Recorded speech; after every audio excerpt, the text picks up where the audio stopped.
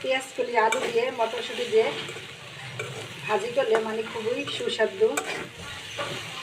তো আজকে আমি আপনাদেরকে পেঁয়াজ কলি আলু মটরশুঁটি দিয়ে ভাজি করে আপনাদেরকে দেখাবো।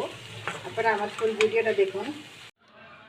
বিসমিল্লাহির রহমানির রহিম, সীমাস কিচেনপুর। আমি আজকে আপনাদের কাছে রেসিপি নিয়ে আসছি। আমি এই যে মটরশুঁটি আলু আর যে পেঁয়াজ কলি দিয়ে আমি আজকে ভিন্নর সাথে একটা ভাজি করব। তো আমি এটা পরিষ্কার করে ধুয়ে কেটে আমি নিয়ে আসছি।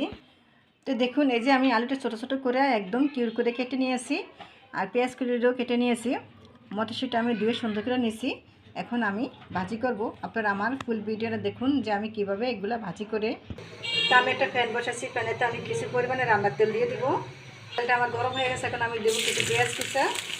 তো আমার পেঁয়াজটা একটু কালো হয়ে আছে, এখন আমি দিয়ে দেবো হাফ চামচ করে দেবো হলুদের গুঁড়া,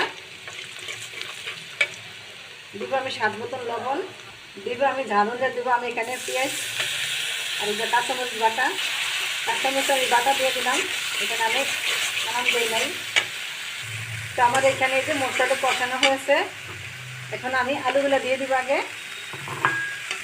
আমার এই ভাজিগুলো রান্না একদমই সহজ, রান্না করতে রান্না তাদের জন্য একদম সহজ উপায়। তারপর আমি দিয়ে দিব এখানে মটরশুঁটিগুলো। তো আমি এখন দিয়ে দেবো পেঁয়াজ কলিগুলো। পেঁয়াজ কলি আদা আদা সিদ্ধ হয়ে দেওয়া লাগে, না তো পেঁয়াজ কলির জন্য মানে টক টক লাগে। তো দেখলাম তো একদম কম উপকরণ দিয়ে অল্প সময়ের মধ্যে আমার পেঁয়াজ কলি ভাজিটা একদমই সুস্বাদু।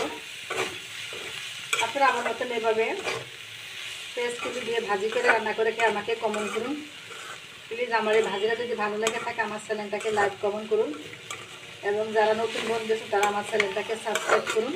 আল্লাহ হাফেজ।